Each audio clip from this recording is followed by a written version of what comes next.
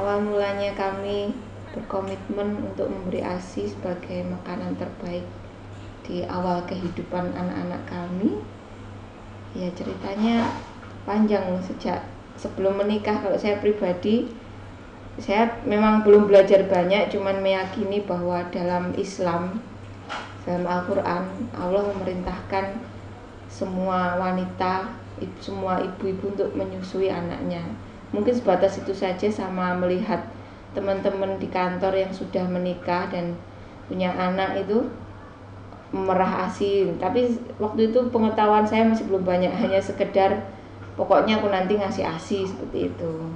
Tapi kemudian ceritanya jadi berkembang. Pas ketemu sama suami, kita kan kayak proses ta'aruf istilahnya. Jadi perjodohan melalui guru ngaji. Kita emang nggak pacaran dari awalnya, dengan cara bertukar data. Waktu itu saya menerima data suami, salah satu syaratnya menyebutkan bahwa calon istri yang diinginkan itu bersedia menyusui anak-anaknya sampai usia 2 tahun. Tahapannya adalah pemberian makanan untuk bayi adalah ASI ibu kandung. Terus yang kedua ASI ibu sesusuan, ASI perah ibu kandung. Jadi jika ibunya tidak memadai ya, saat posisi kerja ya ASI perah ibu kandung. Terus baru kalau tidak bisa ya ASI ibu lain, baik diperah maupun langsung. Setelah itu yang terakhir baru jalan susu formula. Ternyata setelah saya belajar, yang namanya eksklusif itu tidak ada cairan lain selain ASI yang diberi makan ke bayi, baik itu berupa glukosa maupun air putih maupun mungkin madu atau herba lainnya.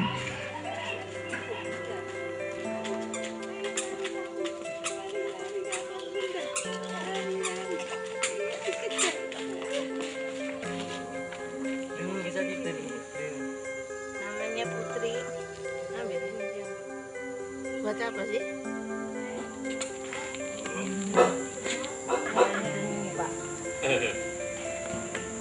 Sukanya hewan.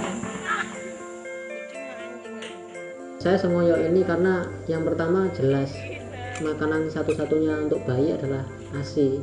Nggak ada makanan pengganti untuk bayi selain ASI. Meskipun itu yang namanya susu semahal apapun atau sebaik apapun katanya gitu.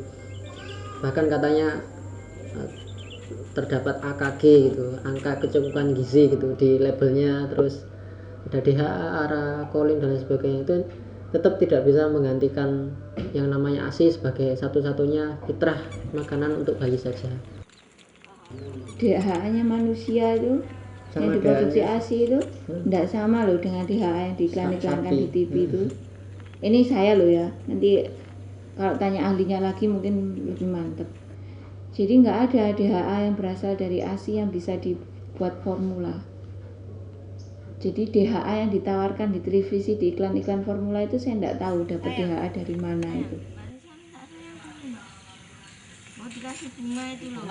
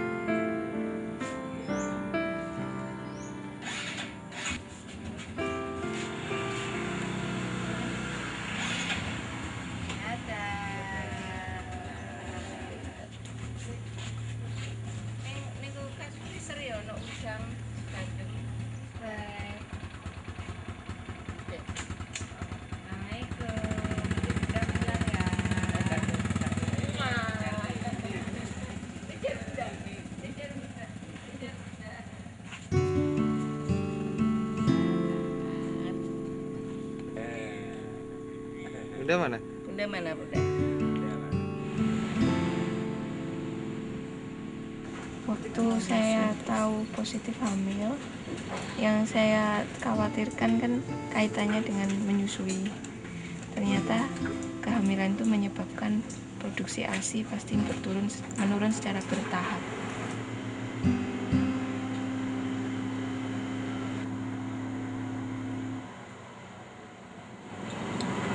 Saya tadi tak cari-cari tiga ASI. Boleh anak udah mereka karena aku. Iya. Tak siap ini. Aku tak SMS Bu Astri juga. Wah ini Jatim untuk cari-cari. Moga-moga ada hasilnya. Ya. Ini kabar. Oke.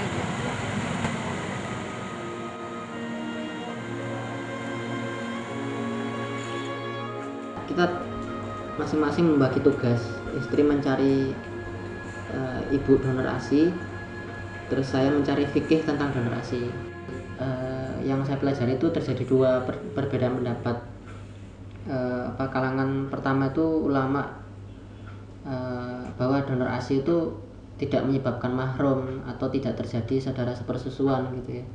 Terus kalangan yang kedua, ulama yang kedua, tetap biar bagaimanapun donor ASI itu tetap jadi mahrum atau saudara sepersusuan meskipun diperah gitu.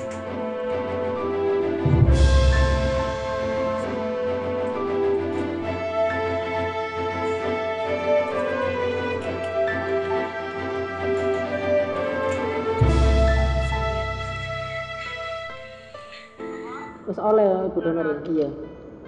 Ya ini aku udah SMS sama Bu Astri. Sepertinya masih dicarikan, tapi insya Allah ada, masih konfirmasikan yang Gitu. bersangkutan. Oh iya. Rumahnya di Sidoarjo. Oh iya. Nanti ibunya minta apa kriteria yang kita inginkan. Oh iya. Berarti yang email ke ID. berarti insya Allah anak kemungkinan ada ya. Iya. Alhamdulillah Ya, iya. ada. Iya. Dekat rumah kita.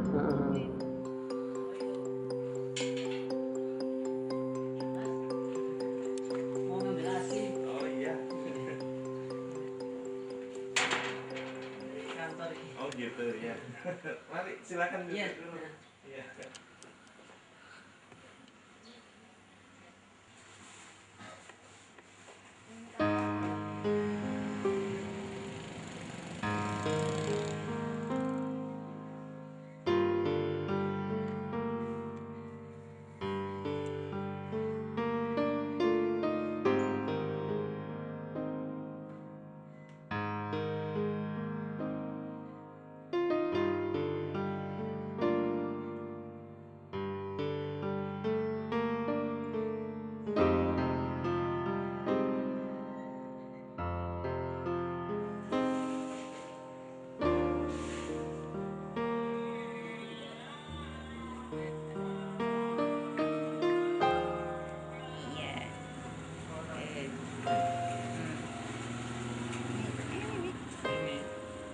Ini datang ya?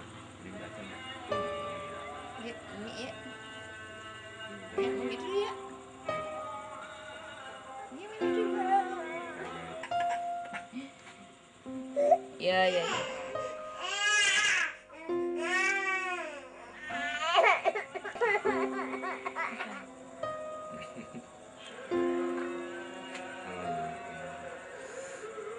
Oh, mbak sendok.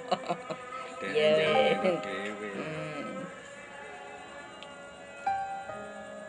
Nanti Buddha datang tuh. Nah, Buddha datang.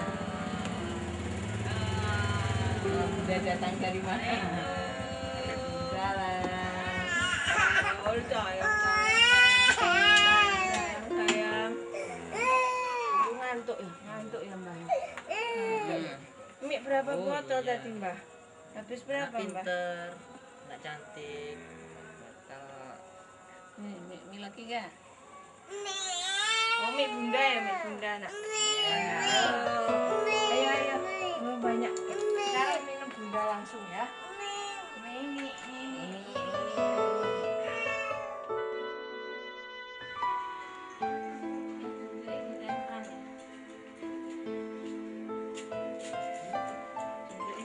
Ya, ngono Pak. Hijau ya, hijau. Kurang ada.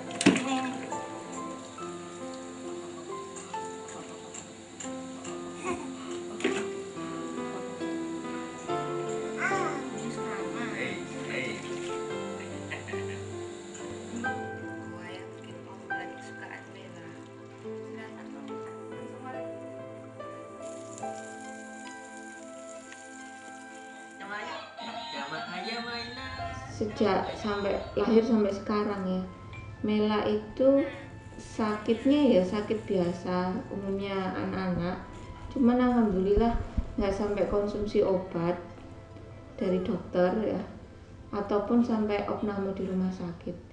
Mela sampai sekarang nggak punya dokter anak. Bukan saya nggak mau ya, maksudnya belum membutuhkan dokter anak. Dia itu sudah sembuh dan pertumbuhannya sesuai apa itu namanya, urutannya lah, sesuai usianya kan. Kebetulan adik ipar itu bidan, tante juga bidan delima. Jadi kita lebih banyak konsultasi ke mereka tanpa harus kontrol rutin karena saya juga bekerja.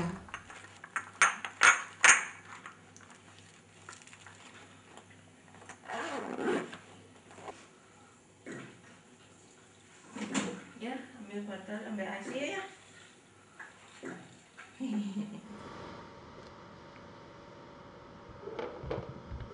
Awalnya itu aku pengen donorin, aku cerita sama temen tuh juga ada yang donorin, terus dia bilang donorin aja Pak. Aku juga pengen aja, cuman awalnya memang mungkin ngerasa takut bisa diterima nggak ya gitu sih, karena nggak semua orang tuh mau terima donor ASI tuh nggak mau, mungkin karena alasan takut ibunya nggak sehat, terus gengsi itu tuh ada. Nah sebenarnya kalau aku tuh was-wasnya tuh ya karena ASI sudah mulai full, terus kira-kira tapi siapa yang mau, karena ada saudaraku sendiri juga buktinya nggak mau padahal masih saudaraan, riwayat kesehatan juga aku sehat walafiat gitu, tapi tetap nggak mau ada. Akhirnya aku pasang status di Twitter, aku follow Aini waktu aku pasang status kasih informasi kalau aku bersedia untuk donorin karena kelebihan stok, dan aku bersedia untuk donorin itu rutin, setiap seminggu sekali aku mau kasih.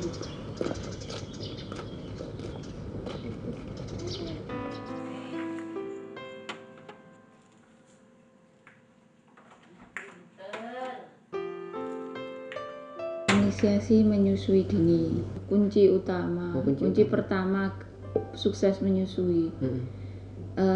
Prakteknya itu pokoknya baby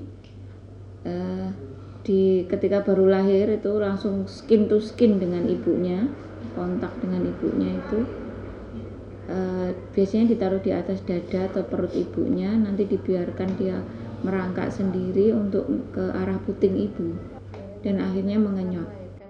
Kita kan juga udah survei ke beberapa tempat bersalin ya, di mana di RSUD, di puskesmas yang dapat standar ISO.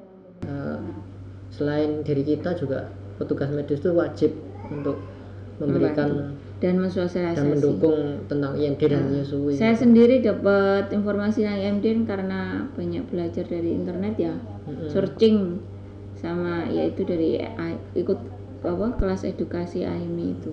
Masih buku ya.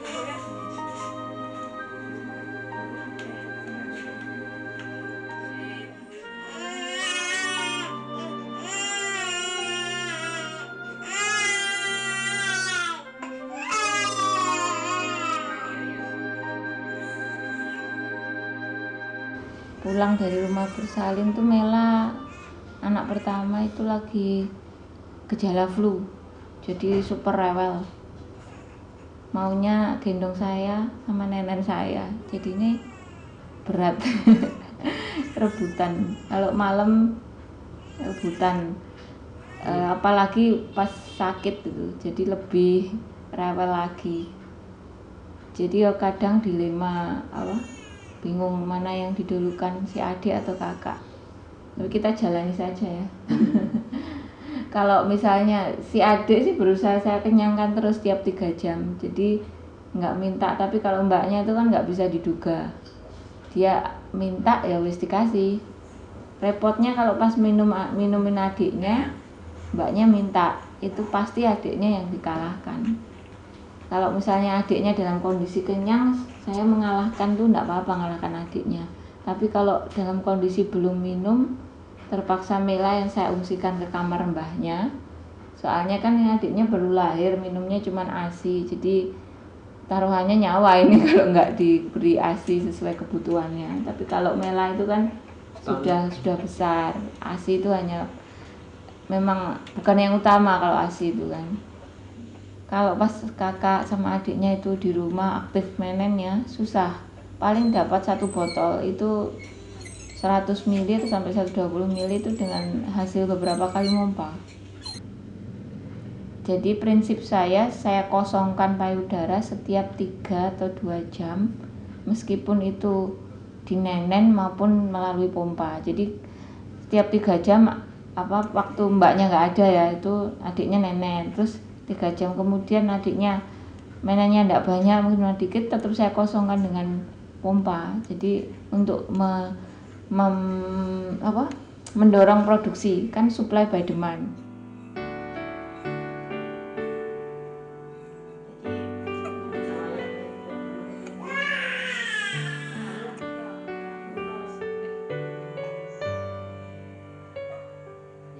Supportnya sih mijiti Mbak Arit itu, jadi mijiti kakinya di saat dia lelah, dan terutama mijiti bagian yang tulang rusuk belakang gitu loh, yang garis tulang rusuk belakang itu, karena saya ingat saat saya dan Mbak Arit kuliah bareng ASI itu, tulang rusuk belakang garisnya itu kalau dipijit tuh menstimulasi hormon oksitosin, atau hormon oksitosin itu hormon kesenangan, ketenangan, dimana bisa rileks, dimana kalau rileks kan AC-nya lancar.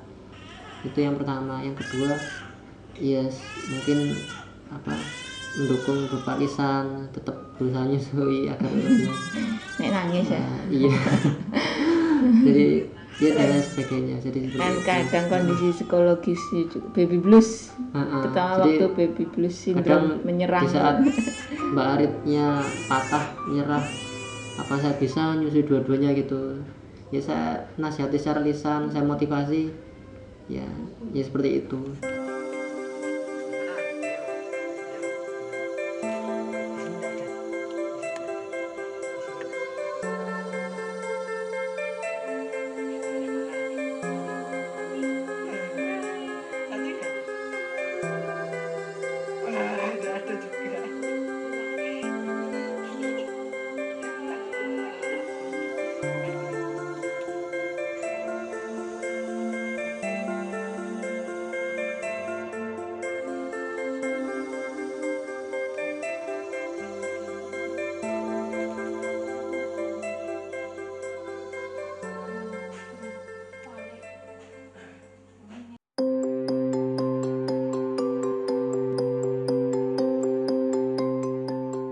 Jadi kalau pakai ini nggak sakit apa gimana Mbak? Pompa itu ada macam-macam.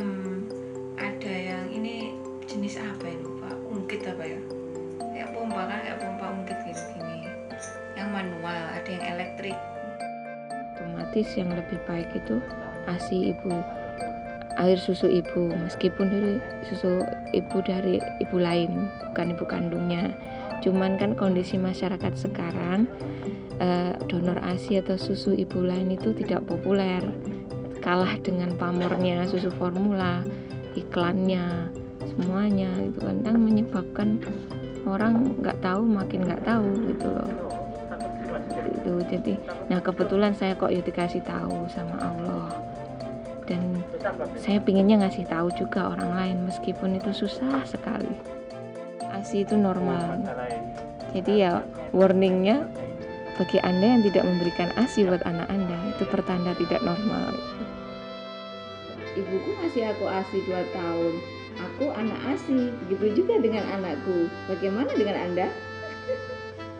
ASI, gue banget sih.